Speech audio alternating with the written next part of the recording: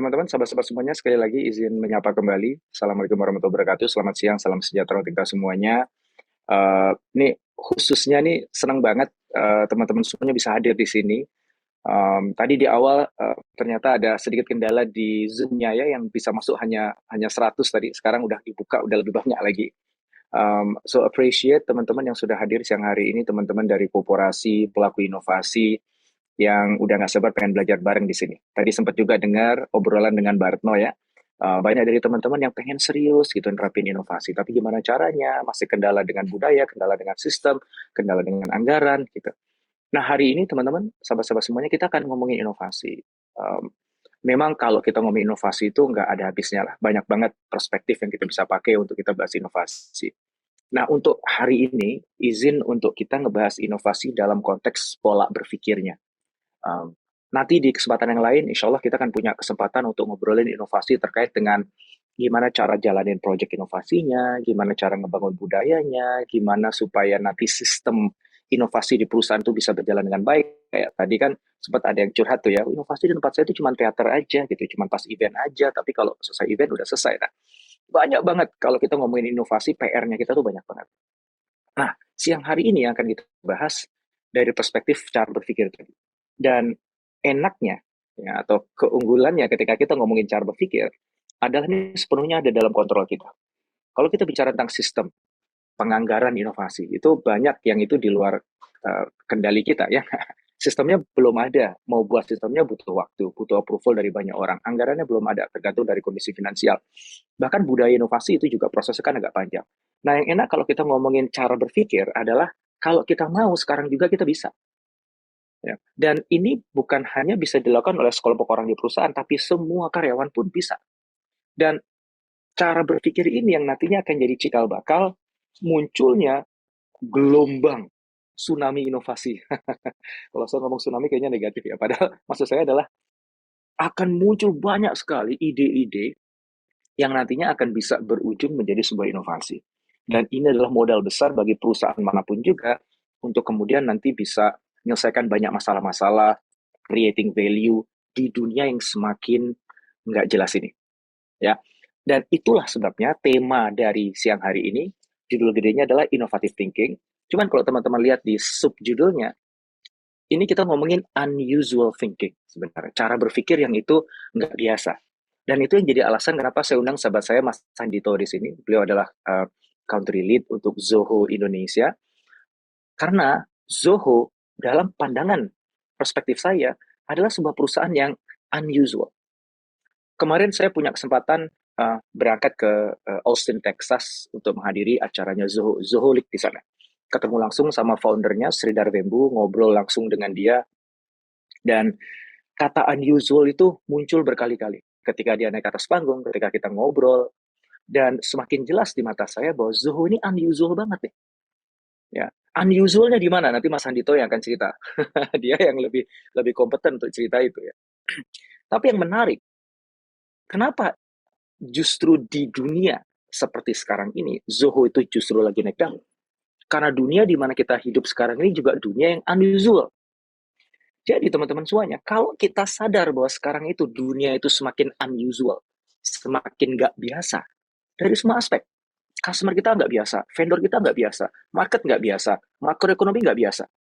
Ya, teknologinya juga nggak biasa, tiba-tiba kita suruh pakai AI, itu kan nggak biasa kita. Dalam dunia yang serba nggak biasa, unusual, terus kita mau pakai cara yang biasa, nggak kena, ya, nggak klop, nggak ketemu. Maka kalau kita sadar bahwa dunianya itu adalah unusual, industrinya semakin unusual, customernya semakin unusual, semuanya unusual. Maka kita harus juga ngikutin iramanya unusual tadi. We need to be unusual juga dong. Cara berpikir kita harus unusual, cara kita melayani pelanggan harus unusual, ya, cara kita bekerja juga unusual. Unusual itu bukan negatif. Unusual itu kan dari kata usual, biasa, dengan tidak biasa gitu. Artinya, lakukan cara-cara yang nggak biasa. Nah, Zoho do exactly that. Melakukan yang unusual itu. Dan amazing. Ya, hasilnya tuh amazing.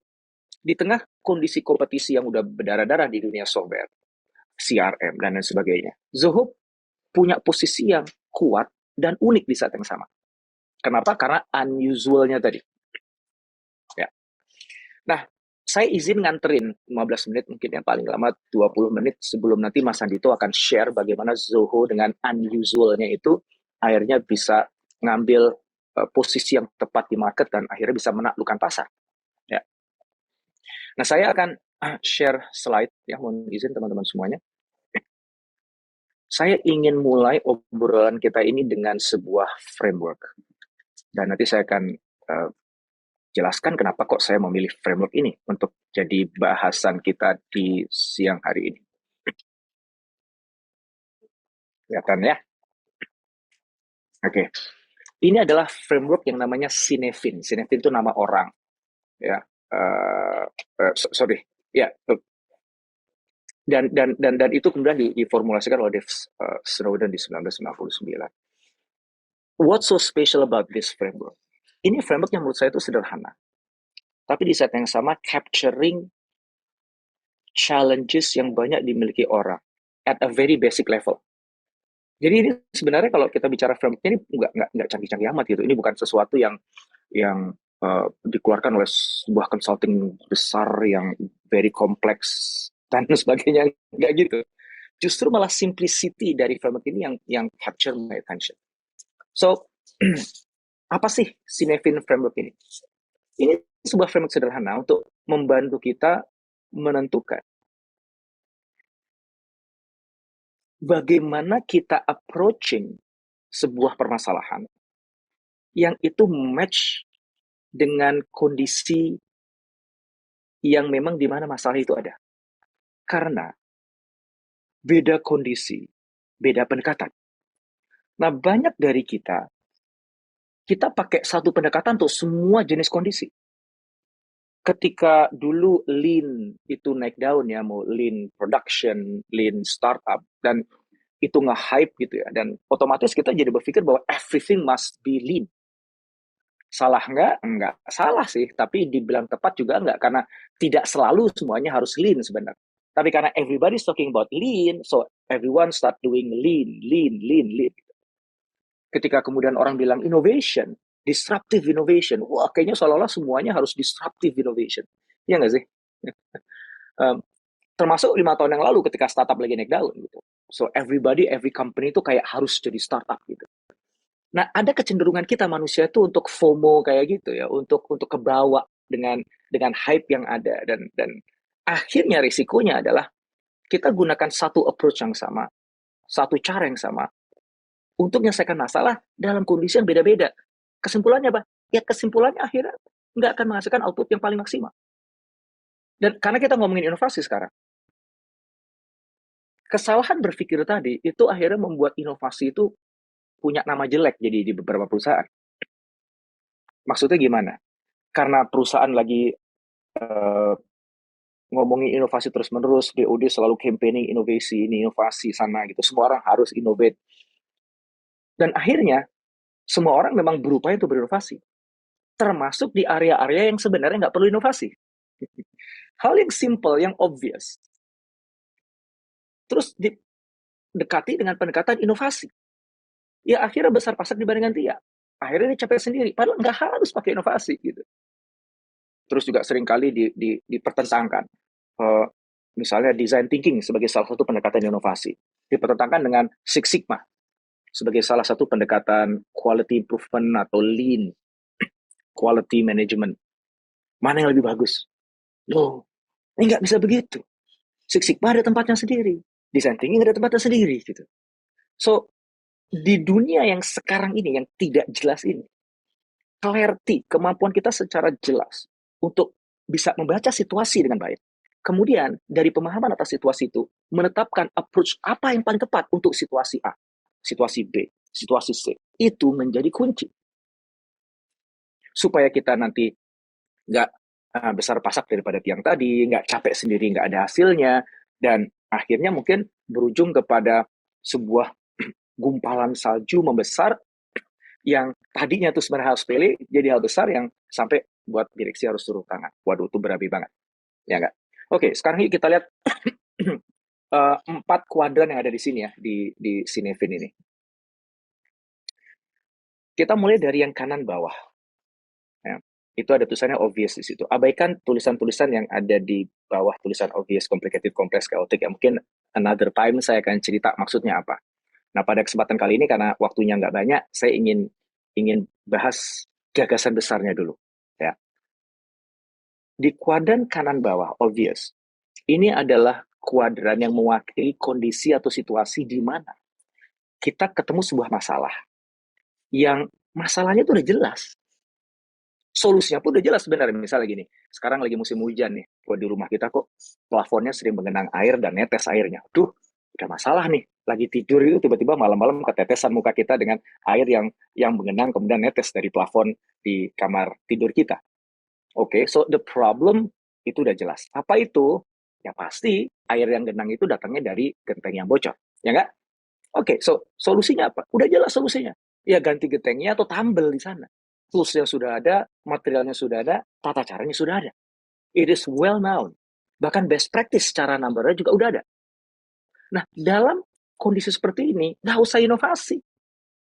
Ya, lakukan aja apa yang udah jadi best practice di situ. Clear ya? Oke, kita gerak ke atas. Ketika di atas, ini kuadran complicated namanya. Di kuadran ini, masalahnya udah lumayan jelas. Mungkin tidak sejelas terang benderang kayak di bagian obvious ya. Tapi kita udah punya data. Untuk kemudian dari data itu kita bisa baca pola dan akhirnya menentukan, oh di sini root cause-nya nih. Di sini letak masalahnya nih. Tapi solusinya itu belum jelas. Karena solusinya bisa cara A, bisa cara B, cara C. Nah, kita belum tahu nih mana cara yang paling bagus. Tapi at least aku udah tahu masalahnya apa. Nah, sehingga yang aku perlukan hanyalah melakukan proses analisa, ngebanding-bandingin beberapa pendekatan, lihat pro and cons-nya, sehingga aku ketemu satu pendekatan paling tepat, dan kemudian dari situ aku gunakan semua data yang aku miliki, olah, ketemu, oh solusinya X. Ya, so ini tidak sesimpel yang obvious, tapi ini juga tidak sekompleks ketika kita harus masuk kepada kuadran yang kiri atas, yang disebut dengan kompleks. Di sini situasinya, masalahnya belum jelas. Ini apa masalahnya nih? Beda dengan yang complicated, masalahnya jelas, datanya udah ada. Di sini datanya nggak ada.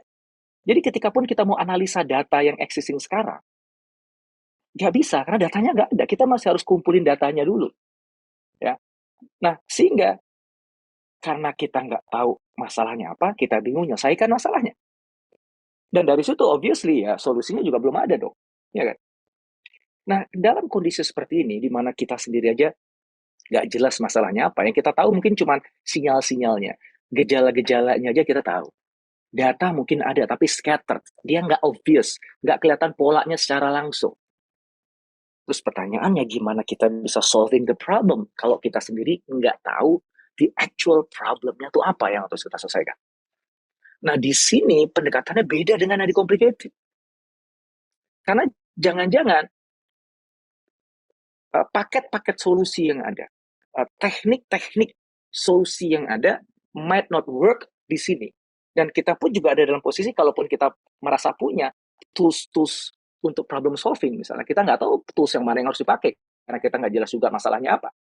Bahkan kita nggak tahu domain masalahnya itu seberapa besar aja kita nggak tahu. Ya. Nah, terakhir yang bawah, chaotic. Kalau chaotic ini udah paling ultimate ini. Solusinya nggak jelas, masalahnya nggak jelas di tengah kondisi yang mendesak. Gitu. Jadi bukan kalau ini nggak jelas. Jadi sama sekali incomprehensible. Logika kita tuh bahkan kita nggak bisa menerka membuat hipotesa aja nggak bisa. Kalau yang kompleks kita masih bisa punya hipotesa-hipotesa. Kayaknya ini deh, kayaknya ini deh, kayaknya dia tinggal validasi aja. Kalau di sini bener-bener ngeblank kita. Ya. Dan mendesak kalau kita nggak segera lakukan sesuatu, something bad will happen. Ya. Maka di sini itu yang diperlukan jangan terlalu banyak mikir malah justru. Jangan terlalu banyak analisa justru. Yang kita lakukan adalah lu action aja. Nah, dengan kondisi yang 4 yang teman-teman tadi dengar dari saya dan mudah-mudahan kebayang ya, mudah-mudahan ya. Maka apa yang harus kita lakukan di masing-masing kondisi yang berbeda ini? Nah, kalau obvious, yang harus kita lakukan ya simple. best practice saja. Ini areanya best practice. Jadi ketika Anda ada dalam sebuah permasalahan, cek dulu. Ini masalah kira-kira apa sih? Oh, udah clear masalahnya. Ya, cacatnya banyak, lead time-nya uh, banyak gitu, atau mungkin uh, produksinya kurang gitu misalnya. Oke, coba dicek. Kalau masalahnya ini di luar sana orang menyelesaikannya gimana ya? Udah ada belum solusi yang available untuk menyelesaikan ini? Untuk reducing cost-nya, untuk mempercepat lead time-nya. Udah ada tuh tata caranya yang kita tinggal ikutin aja. Oh, ternyata aku tuh kesulitan untuk ngelola customer-ku. Ya, customer tuh comes and go without me knowing uh, siapa yang come, siapa yang go, sehingga aku nggak bisa memanfaatkan engagement yang optimal untuk memastikan bahwa mereka nggak pergi ketika mereka tidak datang. Misalnya gitu ya, itu that's a problem, right? Solusinya ada nggak? Ya udah ada, solusinya CRM kan gitu, as simple as that. Ya. Dan itu jadi best practice. Kalau kamu pakai CRM ini ya masalah lu akan selesai. Kalau pakai cara begini ya masalahnya akan selesai. Gitu. So ketika kita sadar bahwa ini permasalahan yang udah jelas banget masalahnya apa, very technical masalahnya, dan paket solusinya juga sudah ada. Ini gampang nih, biasanya vendor-vendor tuh udah pada nawarin ini semuanya. Untuk specific problem, specific solutions. Udah nggak usah banyak mikir, pakai aja gitu. Ya gunakan best practice yang ada. Jangan terlalu lama mikir, pilih mana solusi yang menurut Anda paling tepat untuk perusahaan Anda, fokusnya pada eksekusi. Ya. Nah kalau yang complicated, ini kita sebutnya problem solving zone. Jadi di sini, ini balik tadi, masalahnya udah cukup jelas, jadi data-datanya ada. Misalnya, oke, kayak tadi tuh aku tadi menyebut ada lead time, quality, dan lain sebagainya, itu aku cerita di bagian obvious ya, itu maksud aku di problem solving tadi. Kalau di obvious itu contoh masalahnya tadi itu. Ya, ini kok customers-nya ini nggak benar-benar terkelola dengan baik gitu. Ya udah pakai CRM, ya problemnya jelas, solusinya jelas. Udah ada, tinggal pakai. Lo fokus pada optimalkan aja itu solusi. Nah, kalau complicated, data ada. Misalnya, ini kenapa ya kok output produksi dari pabrik saya kok rendah nih, tidak sesuai dengan target. Setelah dicek, oh kita ternyata lead time-nya berkurang, dan berkurangnya lead time itu gara-gara ini. Oh, ternyata supply-nya ternyata suka terhambat, jadi nggak just in time, sehingga akhirnya ada proses yang harus berhenti. Nah, data itu kan sudah available. Sehingga kita bisa identify, oh root cause-nya ada di sini. Bisa jadi nggak cuma satu, bisa jadi beberapa. Gitu. Oke, so we have that specific problems setelah kita analisa data yang ada. So how do we solve the problem? Nah, fokusnya kan ke situ. Ya, nah gunakan metodologi teman-teman misalnya di Astra pakai seven tools dan eight step gitu misalnya. Nah, itu contoh tools yang dipakai di problem solving zone. Ya, kalau yang kompleks, yang kiri atas, ini kita sebutkan dengan innovation zone. Karena ini adalah zona di mana kita dibutuhkan kemampuan untuk mengeksplorasi ruang-ruang solusi yang itu undefined, belum terdefinisikan dengan baik di awal. Jadi pendekatannya beda dengan problem solving zone. Problem solving zone problemnya udah jelas karena datanya sudah ada. Kemudian gimana menyelesaikannya? Sudah ada tools yang very teknis yang bisa kita pakai ya, dari fishbone-nya misalnya, apalagi apa diagram ini, diagram anak, terus sudah bisa. Nah kalau di innovation zone, karena problemnya sendiri aja belum terdefinisikan dengan baik, maka pendekatan kita bukan pendekatan analitik seperti di problem solving zone, tapi pendekatan yang eksploratif. Ya, nanti saya akan cerita sedikit, mudah-mudahan masih ada waktu, kayak gimana sih yang kita lakukan di innovation zone ini. Nah, terakhir di chaotic, terus gimana di chaotic? Kalau innovation zone, kita dalam satu situasi yang penting, tapi nggak genting. Memang sih, masalahnya belum jelas, solusinya juga belum ada. Tapi kita punya hipotesa paling nggak. Kita bisa kira-kira kayaknya gini deh, kayaknya gini deh. Yang kita lakukan cukup nanti melakukan serangkaian eksperimentasi supaya kita bisa memvalidasi mana hipotesa yang benar, mana hipotesa yang salah. Sehingga eventually kalau kita lakukan proses itu secara cepat, akan ketemu juga apa yang harus kita lakukan. Nah, kalau yang chaotic ini, udah kepepet, harus segera kita lakukan sesuatu, semuanya adalah gulita. Ya, ini kayak kita waktu masuk ke pandemi kemarin. Ya, ya problemnya jelas kan mas, apa? Ya kita nggak bisa kemana-mana. Oh iya, itu situasi besarnya begitu. Tapi kan muncul problem lain. Loh, customer kita kan harus tetap kita jualin barangnya kita, produknya kita, tim kita kan juga harus ada koordinasi satu sama yang lain dan lain sebagainya yang so big dan so urgent, sehingga pada saat itu Jangan kelamaan mikir, jangan kelamaan analisa, you langsung act aja. Lo harus take charge dengan situasi yang nggak jelas itu. Maka zonanya disebut dengan zona leadership. Di fase ini, oke, yang lebih penting itu adalah bukannya mikir untuk mencari solusinya dulu. Itu penting, tapi entar. Yang penting adalah leadernya turun tangan dulu, take charge of the situations, berikan semangat, dorongan, motivasi untuk terus bergerak maju, dan memberikan arah. Kita perlu bergerak kemana. Walaupun si leader sendiri aja belum tahu gerak kemananya itu bakalan benar atau tidak. Tapi at least ada directions yang diarahkan.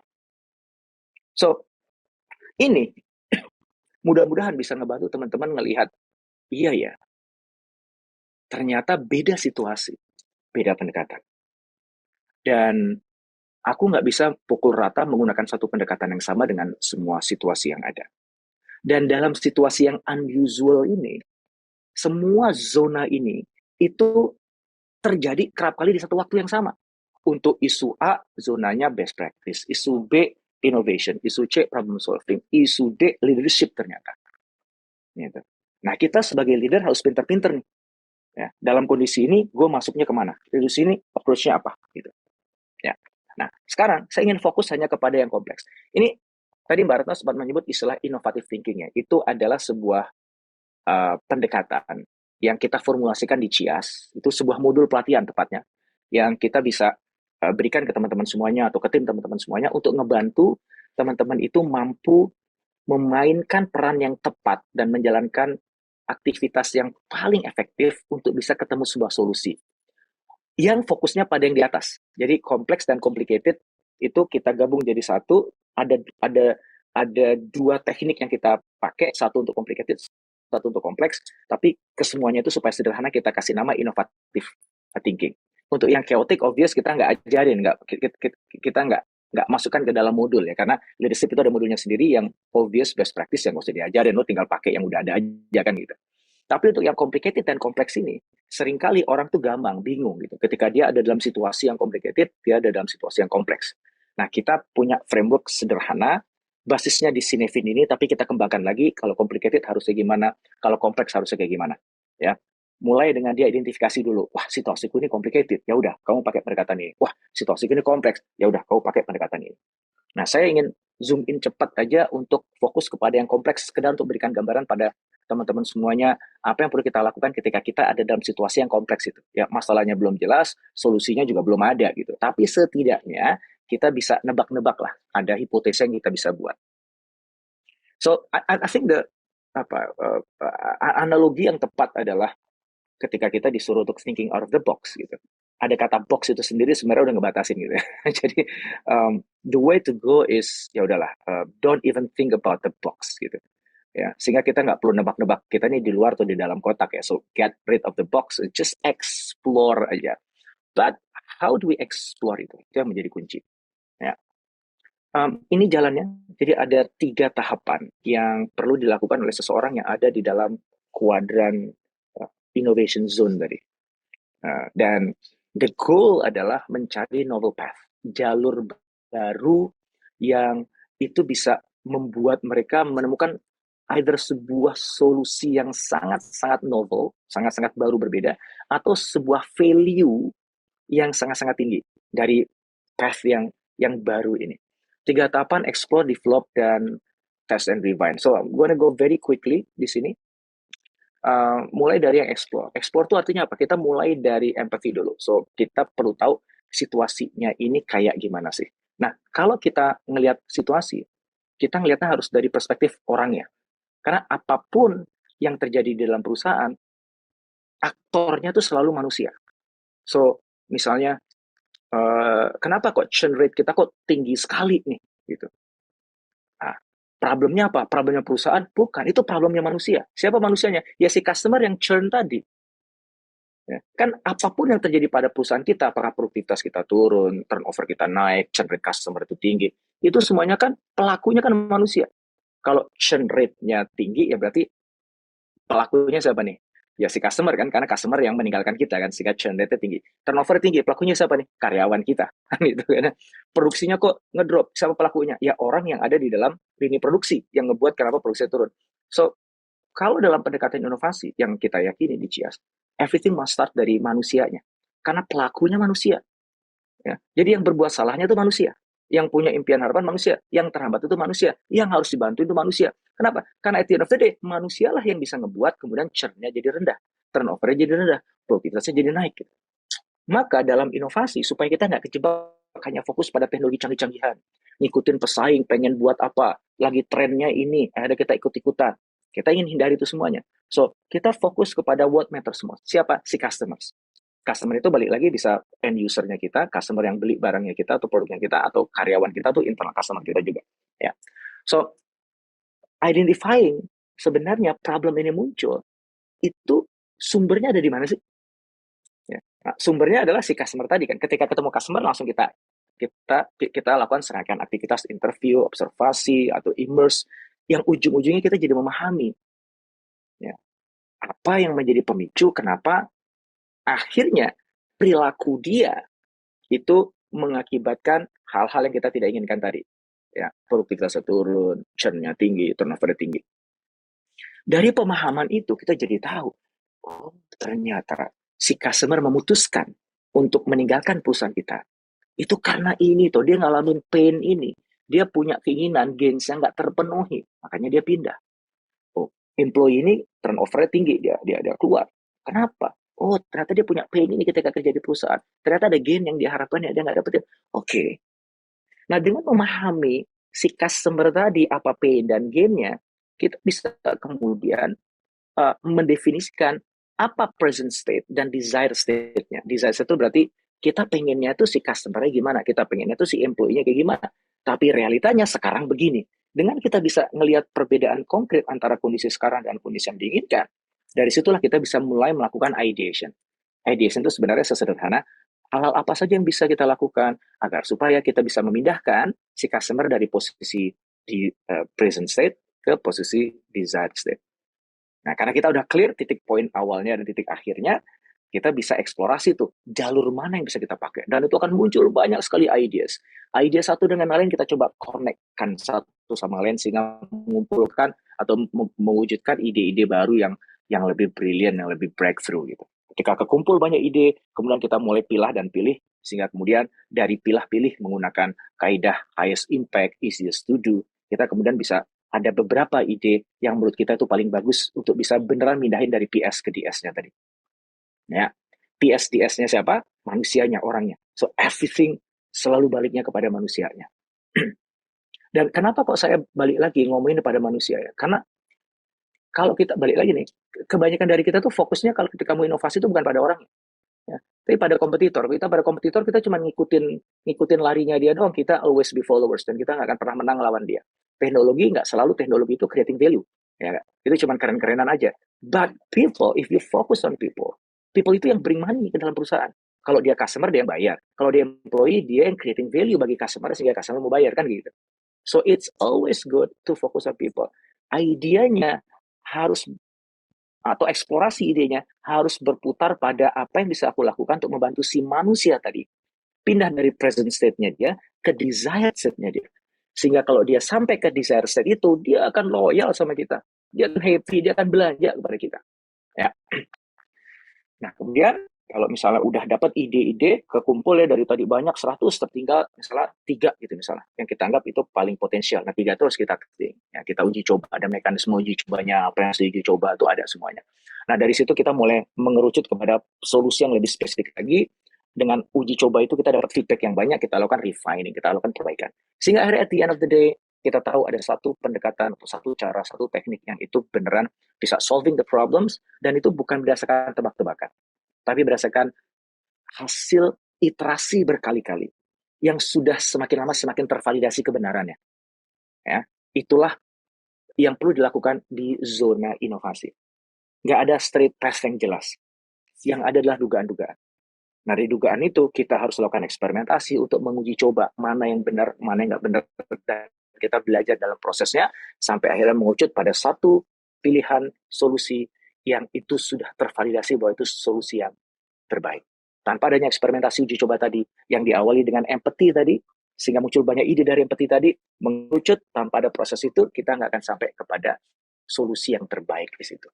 So beda banget ya pendekatannya dengan kalau misalnya pendekatan Six Sigma misalnya gitu atau Lean Management misalnya kayak gitu. Bukan berarti itu salah, bukan. Itu benar kalau situasinya memang complicated. Kalau situasinya adalah kompleks, ya pendekatan inovasi seperti itu yang diperlukan. Dan ini mindsetnya diperlukan oleh semua karyawan kita. Ya. Jadi kita perlu dudukin karyawan kita nih, hey guys, sebentar nih ada 4 nih ya. Lu kalau misalnya ada situasi, ya, lu harus act atau merespon dengan respon yang paling tepat. Nah, kalau gini berarti gini, ini gini gini gini gini dan mereka kita bekali gimana cara ngerespon ketika complicated, ketika dia chaos, ketika itu akhirnya menjadi mindsetnya dia menjadi cara dia beroperasi ketika ada dalam situasi yang bermasalah tadi, maka peluangnya besar dia akan bisa menyelesaikan masalahnya sendiri dan bahkan lebih dari itu dia bisa creating value. Saya rasa cukup. Kayaknya waktuku udah panjang banget aku ngomongnya nih. Nanti kalau ada diskusi monggo silahkan. Nah, Mas Andito nanti akan share tentang unusual approach-nya Zoho ya, yang menurut saya ini menarik banget dan nanti teman-teman bisa lihat ya, Zoho itu berarti main di kuadran yang mana. Oke, saya balikin lagi ke Mbak Retno. Thank you.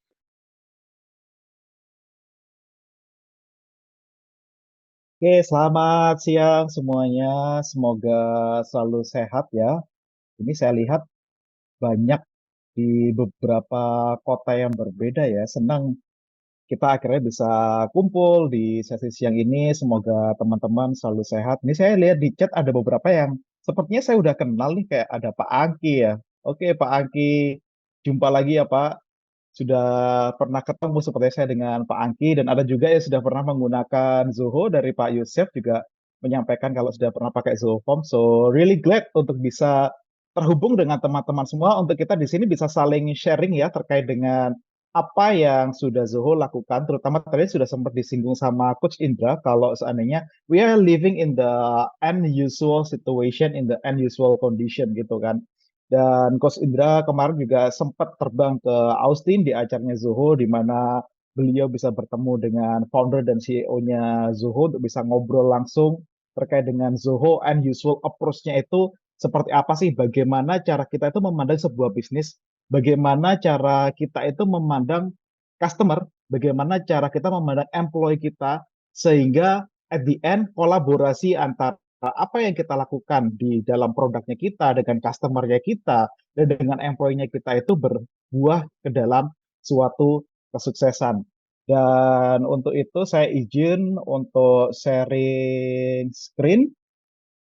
Saya akan banyak membagikan terkait dengan terutama visi dan the way of thinking dari CEO kami, dan itu memang yang diturunkan oleh beliau kepada karyawan di seluruh dunia.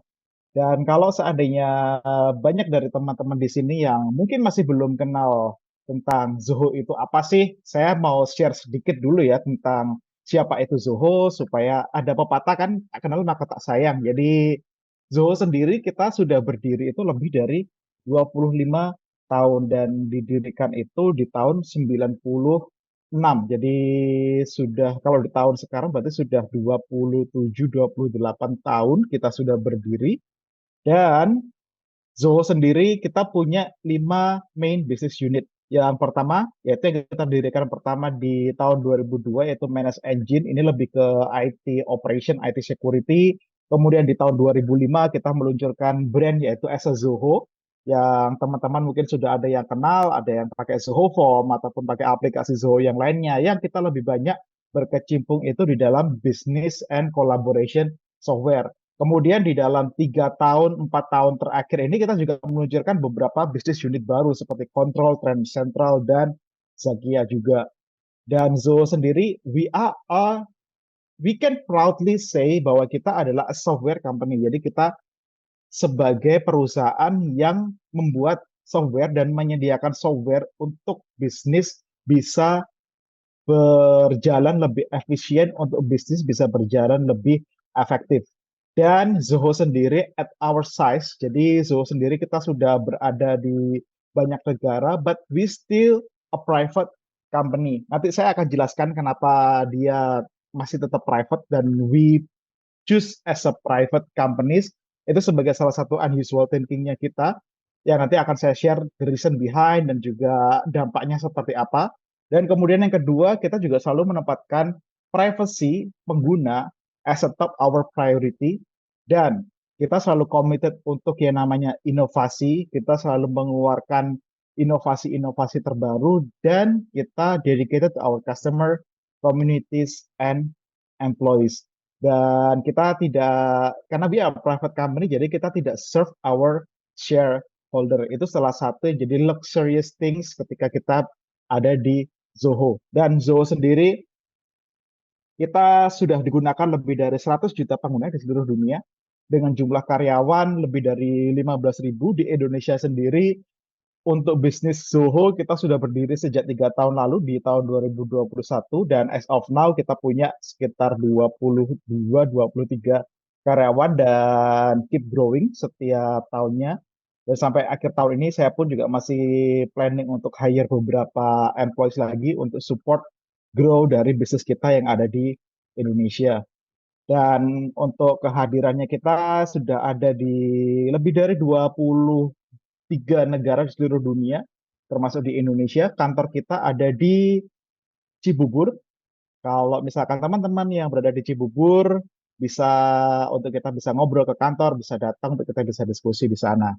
Zoho sendiri kita selalu mengeluarkan produk-produk ataupun aplikasi-aplikasi baru yang memang dibutuhkan oleh customer-customer kita. So we always listen to our customers, always listen to their feedbacks, apa yang jadi kendalanya mereka, dan dari situ kita akhirnya membuat something yang bisa membantu untuk menyelesaikan apa yang menjadi pain points mereka tersebut. Dan kita as a company, kita didorong oleh value dan prinsipal-prinsipal yang boleh dibilang ini sebuah value dan prinsipal yang sangat berbeda dibandingkan dengan perusahaan-perusahaan lain yang sejenis juga, misalkan di industri software, di industri kita berkecimpung. Apa saja sih yang menjadi hal-hal yang berbeda dari apa yang kita lakukan? Apa yang mendorong kita bahwa kita punya posisi yang unik di dalam software industry? Ada 5 hal. Yang pertama yaitu Zoho is a private company.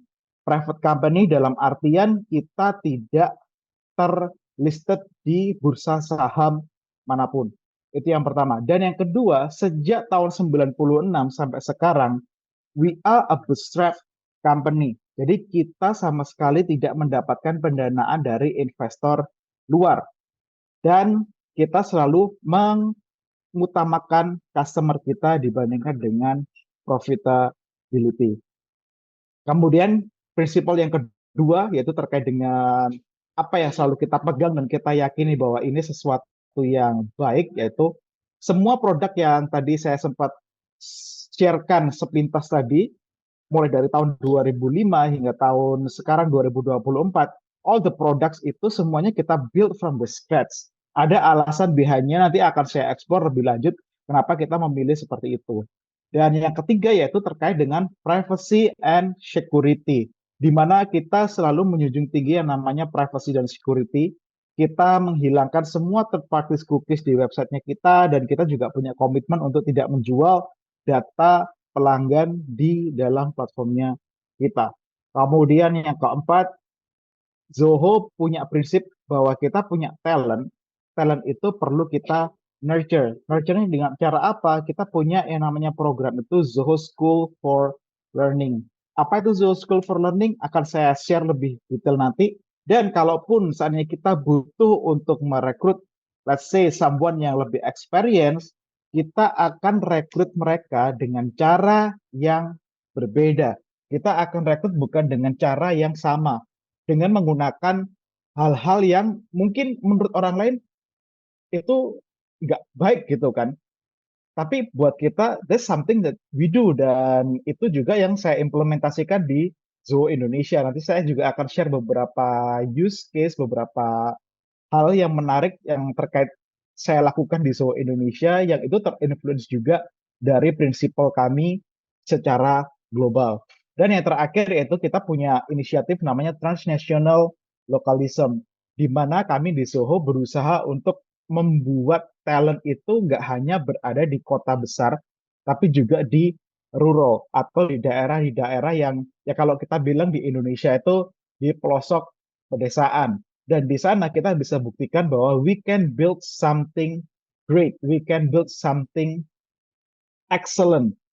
Kita bisa build world class product dari desa. Dan saya akan share lebih lanjut nanti di sesi yang berikutnya ketika saya membahas terkait dengan transnational localism. Now we start with the first thing terkait dengan apa sih yang berbeda dari Zoho, yaitu we are not going public, we are bootstrap, and we are very obvious to our customers. So why Zoho is not a public company? Karena menurut CEO kami, menurut founder kami, dia itu ingin nge-build bisnis untuk menjalankan bisnis, bukan untuk run away. Maksudnya run away itu apa?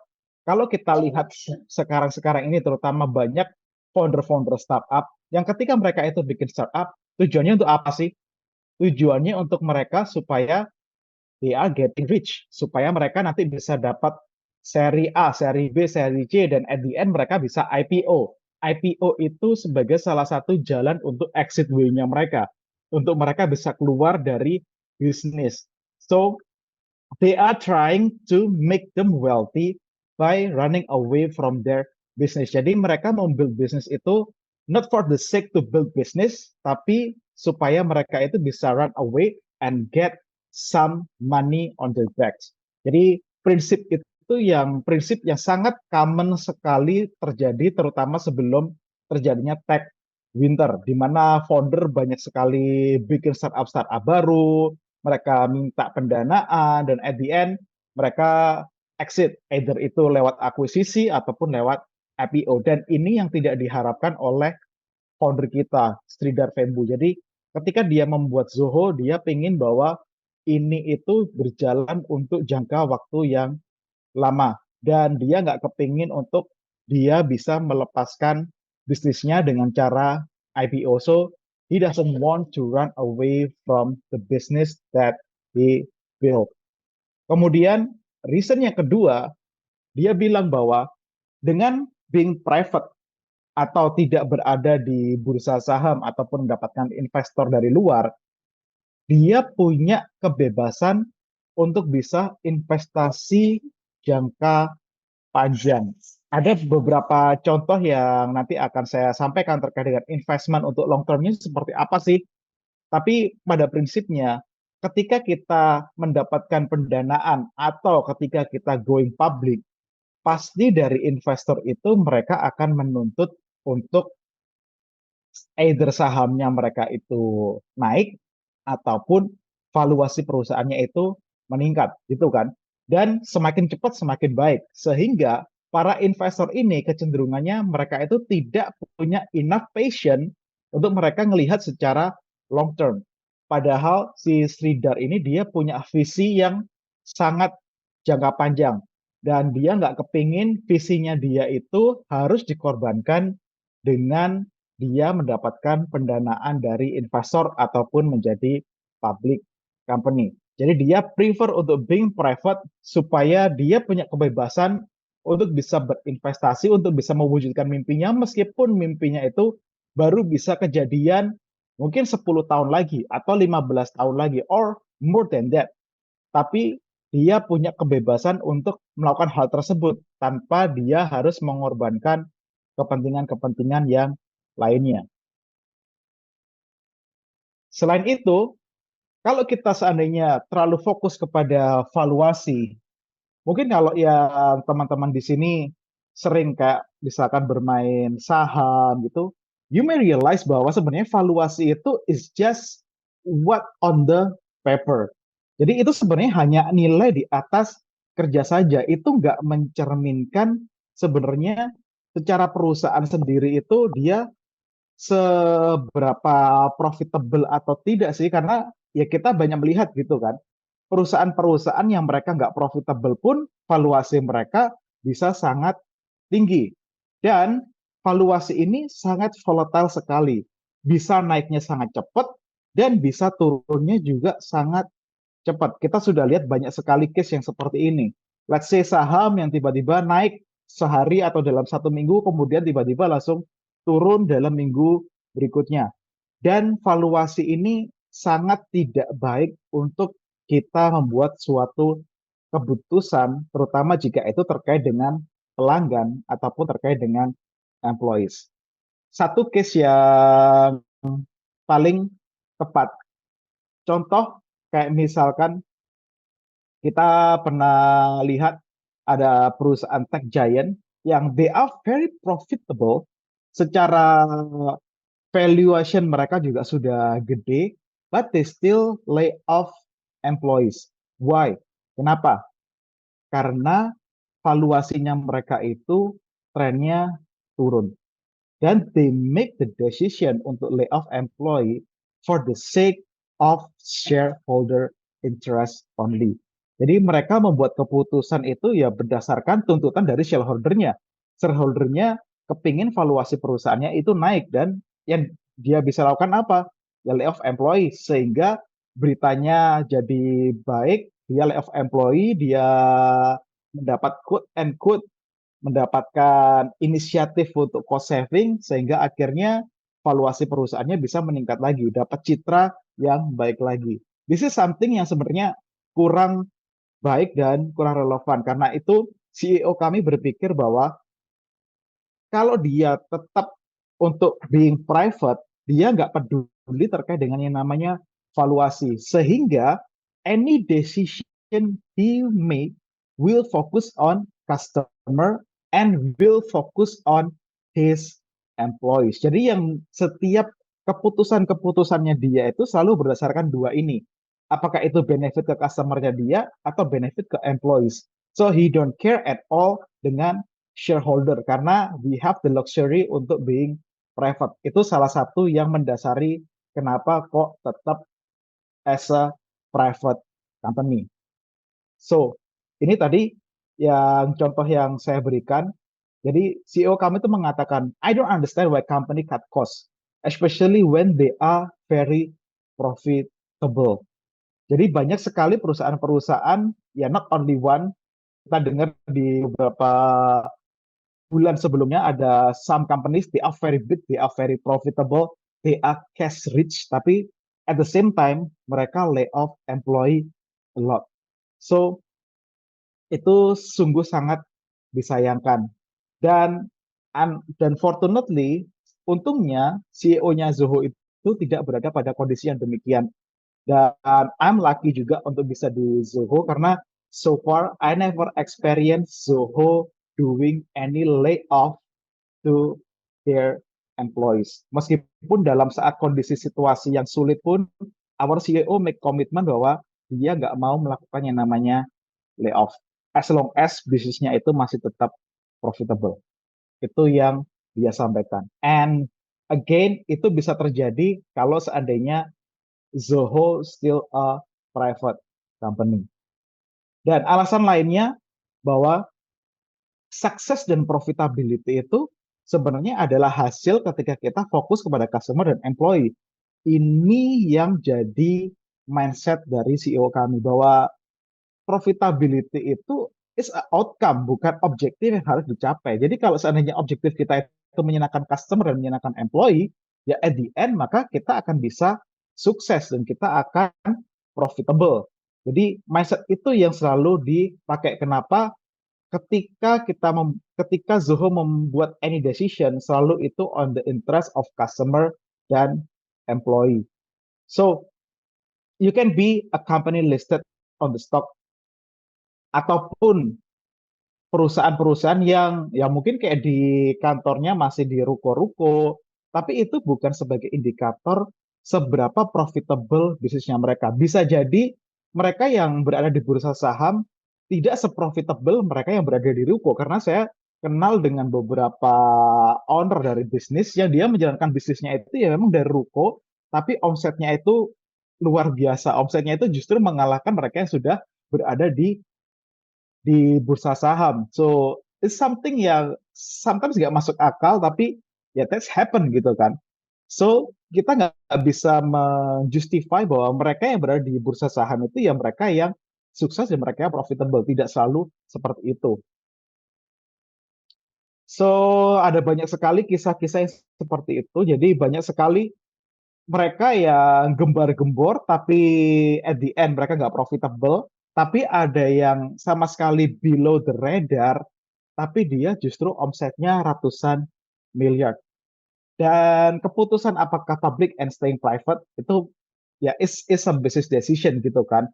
Dan kedua-duanya itu ya ada plus minusnya masing-masing. And both are rewarding option sebenarnya. But for us, being a private company itu ada banyak sekali keuntungan. Terutama apa? Karena kalau kita melihat apakah menjadi public listed company itu adalah sign of a success, mari kita coba lihat beberapa hal yang penting di sini. Karena jawabannya tidak selalu bahwa kita sebagai investor yang kalau misalkan kita bermain saham, kita biasa akan dapat disclaimer gitu kan. Kalau investmentnya kita itu are a subject to market risk. Jadi ya bisa naik atau bisa turun. Tapi kalau seandainya kita sebagai customer dari suatu company, misalkan saya customer dari PT A, kita nggak akan mendapatkan same warning apakah perusahaan A ini nanti dia akan tutup atau enggak. Kita nggak akan dapat informasi seperti itu kan. Karena kenyataannya di luar sana, di perusahaan-perusahaan yang ya boleh dikatakan is our competitor seperti HubSpot, Zendesk, Workday, ataupun ServiceNow, mereka itu not profitable at all, meskipun mereka public listed company. Bahkan mereka menyatakan bahwa ya mereka selama ini memang losses dan mereka sedang working on the profitability. Selalu yang disampaikan adalah mereka sedang berusaha untuk profitable. Nah, ini juga mungkin case yang sama yang sudah kita dengar terkait dengan startup-startup yang saat ini mereka sudah IPO gitu kan. Banyak dari mereka yang they are working towards profitability dan itu narasi yang disampaikan sejak beberapa tahun yang lalu meskipun at the end kenyataannya mereka masih belum profitable at all. Ini mirip seperti dengan kalau seandainya kita berada di suatu kondisi, kita mau menyimpan uang nih di suatu bank, dan banknya itu bilang, oke Pak, sebenarnya kita ini lagi rugi nih Pak. Kita rugi untuk dalam 10 tahun ke depan dan bisa jadi tutup Pak dalam waktu 10 tahun ke depan. Ya, kira-kira kita bisa percaya nggak dengan bank itu? Kita mau nggak untuk kita nabung di sana? Kemungkinan besar jawabannya kita adalah tidak. Dan ini juga yang kita percaya bahwa trusting your data with a vendor yang mereka itu losses over time itu sama dengan ya kita menempatkan uang kita ke bank yang memang kita lihat mereka itu kurang trustable, bahwa mereka yang nggak akan bisa berjalan on the long run gitu kan. How can you trust this company to run your business when they cannot run their own? Gimana sih kita bisa percaya wong mereka aja untuk menjalankan bisnisnya supaya profitable aja nggak bisa, gimana kita bisa percaya ke mereka? So that's one of the question that need to be addressed.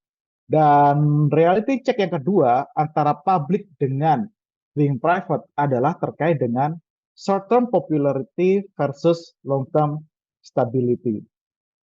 CEO kami percaya bahwa salah satu sumber pertumbuhan yang konsisten, yang long-term adalah melalui investasi di research and development. Jadi kalau kita tidak memberikan cukup resources untuk research and development, memberikan resources untuk inovasi, kita nggak akan bisa yang namanya long term growth. Kita bisa bertumbuh, yes we can. Dengan cara apa? Dengan cara kita spend more money, pouring more effort, pouring more resources on sales and marketing.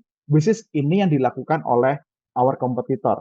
Our competitor spends 3 times more, sometimes 2 times more, dan bahkan ada yang mereka hampir 10 kali spending di sales marketing dibandingkan dengan spending mereka di research and development.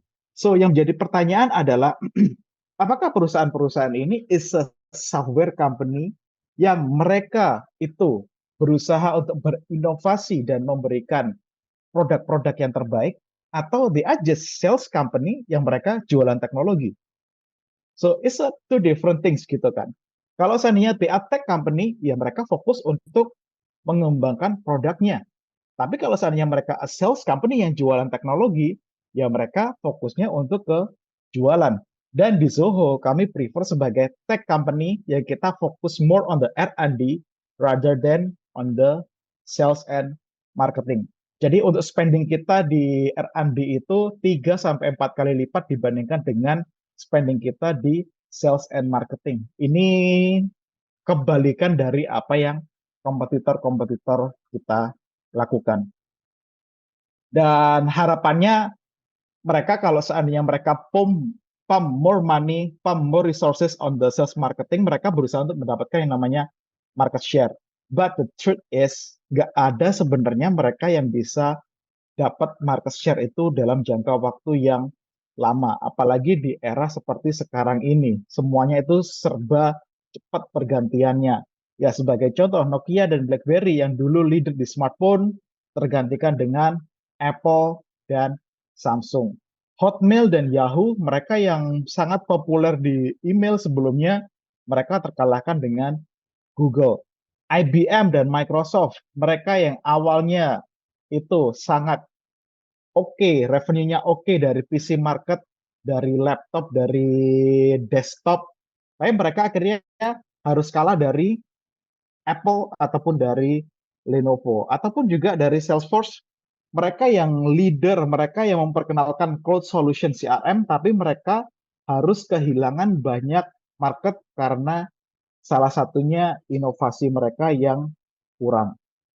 So, banyak perusahaan itu yang mereka berusaha untuk menjadi viral, menjadi ingin dikenal, menjadi ya kasarannya secara polesan muka itu kelihatan baik, tapi sebenarnya the real value of their product itu nggak sehebat itu. Karena mereka permaknya sangat luar biasa, mereka bikin narasinya, mereka membuat sales and marketingnya itu luar biasa, sehingga mereka tampak hebat meskipun sebenarnya secara produknya sendiri nggak sehebat dibandingkan dengan yang mereka gembar-gemborkan. Dan it happens really, really much.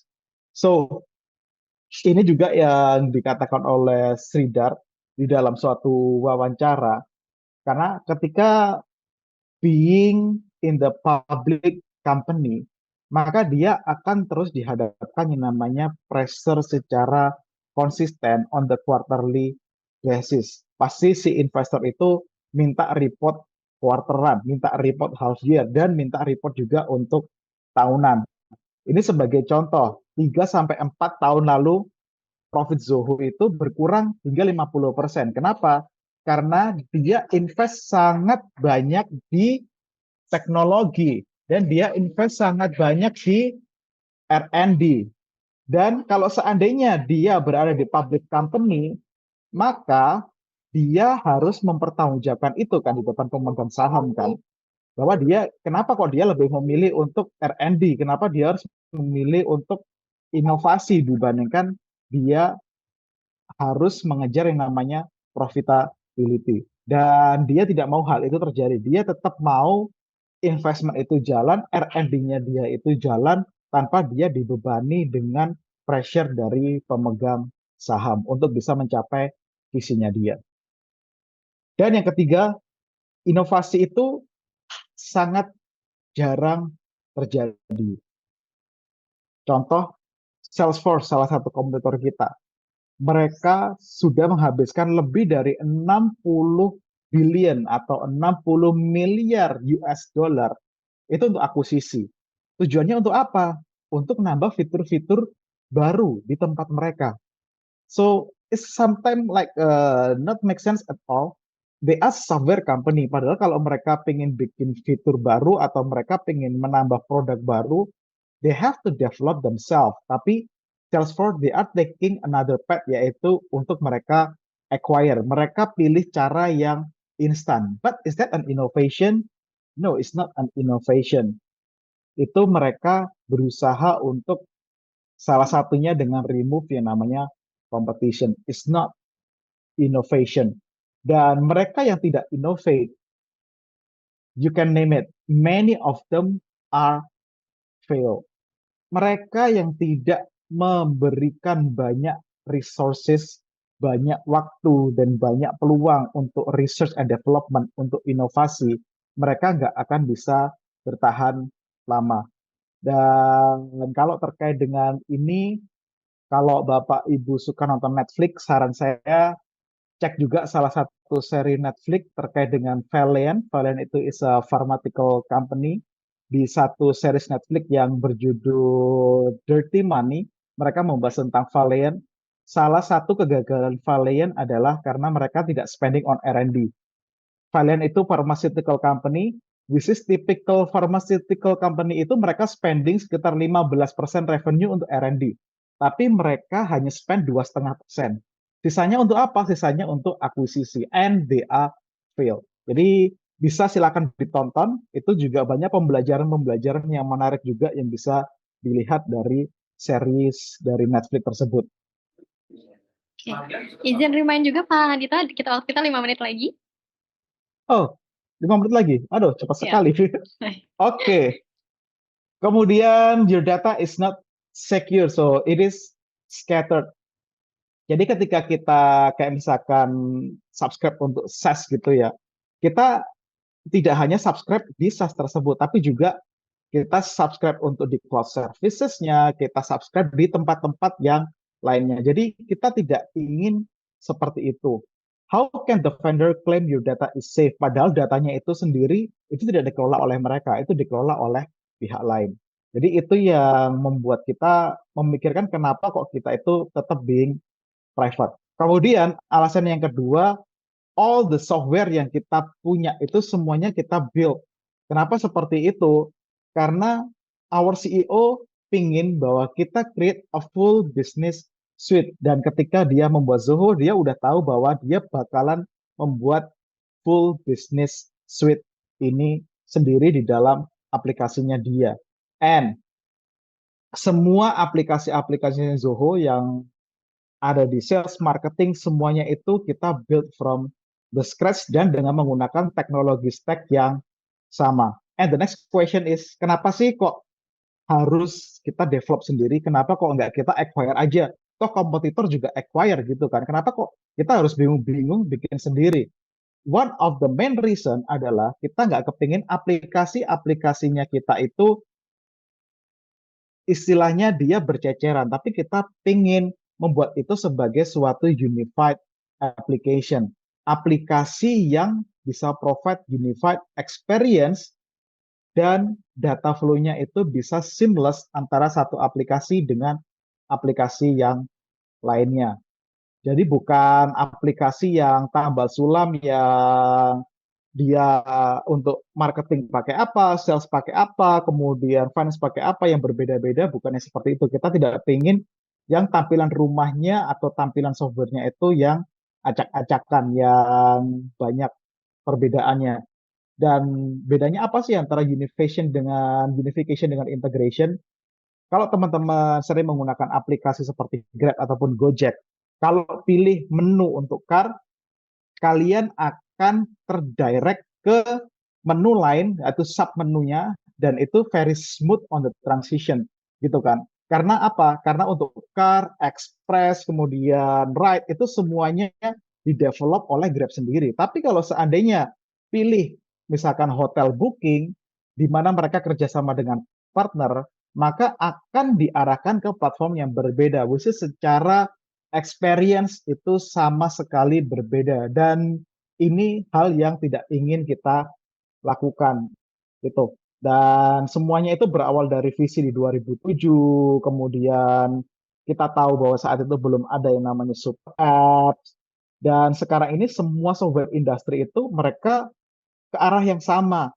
Contoh misalkan Salesforce lagi, mereka acquire banyak sekali company untuk apa? Untuk mereka bisa build yang namanya ekosistem atau building super apps-nya mereka. Dan karena kita building from the scratch, kita punya keuntungan. Seperti tadi yang saya sampaikan ketika kita pakai aplikasi Grab, karena Ride Express itu dibuat sendiri, maka mereka bisa make it as a unified. Begitupun juga dengan Zoho, kita punya banyak aplikasi dan karena semuanya kita bikin sendiri, di-develop oleh Zoho sendiri, maka kita bisa make it as a unified.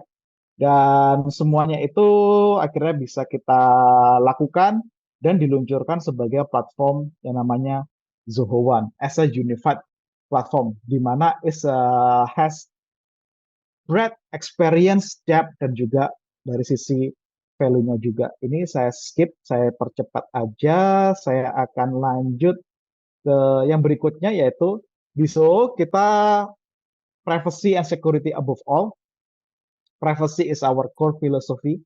Sebelum GDPR itu diperkenalkan di tahun 2018, kami sudah punya privacy policy kita sendiri di tahun 2010 dan kita punya departemen untuk privacy di tahun 2011.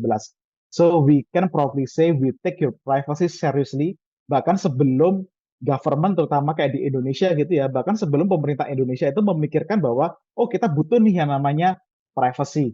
Jadi di Zoho kita sudah memikirkan itu sebelum banyak negara memikirkan itu dan mengimplementasikan policy terkait dengan privacy. Dan kita juga menghapus seluruh tracker di websitenya kita. Jadi kayak misalkan dari Google, dari Meta, dari LinkedIn, itu semuanya kita hapus supaya apa? Menghindari yang namanya agent surveillance atau mata-mata dari mereka karena kita nggak tahu mereka ngintip apa sih di websitenya kita, ngintip apa di datanya kita, we never know gitu kan. Dan ini komitmen dari Sridhar, the data is yours, kita nggak akan pernah ngejual itu dan kita tidak akan memonetize itu. Jadi kita nggak akan ngejual itu sebagai advertising. Next, untuk talent nurturing ini saya percepat saja ya, yaitu di talent nurture kita punya prinsip bahwa a lot of companies itu melihat talent sebagai given, sebagai sesuatu yang perlu mereka capture. Ini sudah tersedia nih di market. Tapi kita di Zoho, kita punya pemikiran bahwa talent itu, ya itu harus kita grooming. So we are in the talent creation, not merely on the talent acquisition business. Apa sih yang kita lakukan? Jadi kita bikin Zoho School of Learning, di mana banyak sekali dari mereka yang tidak mampu, kemudian mereka itu bersekolah di Zoho School of Learning, dan setelah mereka lulus, mereka itu bisa menjadi karyawannya Zoho. Banyak dari mereka yang akhirnya sekarang sudah jadi manajer juga, ada beberapa sudah jadi senior manager, dan sekarang kita sudah membuka itu banyak sekali untuk School of Technology, untuk desain, untuk business, learning, dan kita akan terus kembangkan untuk program-program lainnya. Salah satu yang terbaru yaitu Marupadi. Marupadi ini khusus untuk wanita, women in tech. Kalau wanita ingin belajar terkait dengan programming, itu juga kita sediakan sekolahnya dan begitu mereka lulus, again mereka juga bisa menjadi bagian dari karyawannya Zoho. Dan other things yang unusual juga, semua prinsipal itu, baik itu di Dubai, London, Netherlands, Indonesia, itu semuanya menggunakan prinsip yang sama. So that's why ketika Zoho rekrut terutama untuk leader, untuk view individual yang pertama, mereka memastikan bahwa culture-nya itu align dengan culture-nya mereka. Sehingga ketika the team is growing, ada leader di sana yang bisa keep the culture happen, yang tetap bisa menjaga culture-nya itu sesuai dengan culture-nya Zoho. Dan kalau memang dibutuhkan, kita juga ambil talent nih dari luar. Tapi yang membedakan kita adalah kita nggak prioritas dari Ivy League graduates, dari Stanford, dari Harvard, dan lain-lain. Dan kita juga nggak membatasi rekrutmen itu berdasarkan degree atau lulusan dan juga dari umurnya mereka. Ini sebagai salah satu contoh di Zoho Indonesia, saya ngerekrut 3 karyawan itu yang mereka bukan lulusan dari universitas. Mereka bahkan cuma lulusan dari SMA. Banyak dari mereka yang ketika mereka apply atau ngelamar kerja itu banyak ditolak oleh perusahaan-perusahaan lain. But they are very talented gitu. Mereka ditolak kenapa? Karena educational background-nya mereka nggak sufficient. Mereka butuh yang S1, yang IPK-nya sekian. But in Zoho, that's not the direction that we would like to take. Jadi ketika saya ngambil mereka, saya hanya memastikan they meet sufficient technical knowledge. Kita ada tesnya, dan kita adakan wawancara, and when they meet all the requirements, we hire them. Begitupun juga mereka yang usianya 40 tahun ke atas, ada yang usianya 43 dan 48, and I still hire them. Di mana banyak companies itu yang nge-reject mereka yang ya istilahnya mereka udah ketuaan gitu kan. Banyak yang batasi, oh untuk posisi ini umurnya hanya sampai 30 tahun atau 35 tahun, but not the case at Zoho. Dan I can prove bahwa 5 employees tadi itu, they are one of the very hardworking employees, they are very independent, they are very reliable, dan they are loyal at the same time. Dan aku juga punya pengalaman ketika aku try to recruit to other peoples yang mereka graduate from reputable overseas universities, GPA-nya mereka mentereng 3,8, 3,9, but they are not last long with us.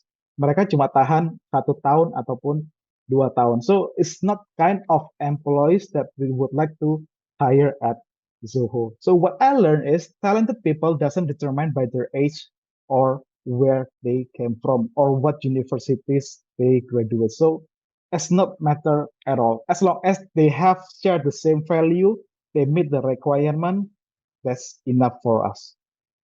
Wow. Oke, yang terakhir ini Untuk saya yang share satu lagi? singkat aja ya, Silakan yaitu Pak Andita. terkait dengan transnational localism. Ini apa sih? Yaitu kami di Zoho itu selalu punya prinsip bahwa talent itu nggak hanya ada di kota besar, tapi juga ada di daerah-daerah pinggiran. Kayak misalkan di India kita punya office di Tenkasi, di mana di Tenkasi itu kita building salah satu produk unggulan kita untuk customer service namanya Zoho Desk. Sudah ada 1.000 karyawan di sana, and all of them are from Tenkasi, gitu. Dan kita bisa buktikan bahwa dengan namanya transnational localism ini, kita meng-hire orang itu nggak hanya mereka yang berdasarkan ada di kota, tapi kita bisa memberdayakan mereka yang ada di desa, dan impact-nya pun juga sangat luar biasa, gitu. Jadi ada social impact juga yang bisa kita dapatkan dengan kita meng-hire orang-orang yang ada di desa. Dan di seluruh dunia pun ketika kita buka office baru gitu ya, itu kita nggak ada di kota besar. Kayak misalkan kita buka kantor di Australia, kita nggak ada di Sydney, tapi kita milih di Adelaide. Kita di Jerman, kita nggak di München, tapi kita ada di Essen.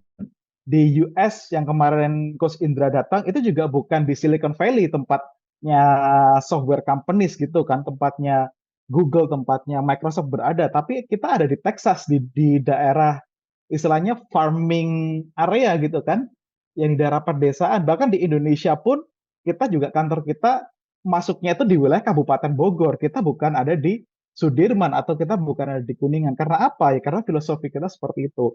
Bahwa kita pingin hire talent itu ya nggak berdasarkan mereka harus ada di kota besar. Dengan kita hire talent di kota-kota seperti itu, di tempat mereka tinggal, itu justru membuat mereka itu lebih bahagia. Gitu, Mbak Retno. So, sekian share dari saya. Kalau misalkan ada pertanyaan, boleh kita bisa langsung diskusi saja. Ya. Terima kasih.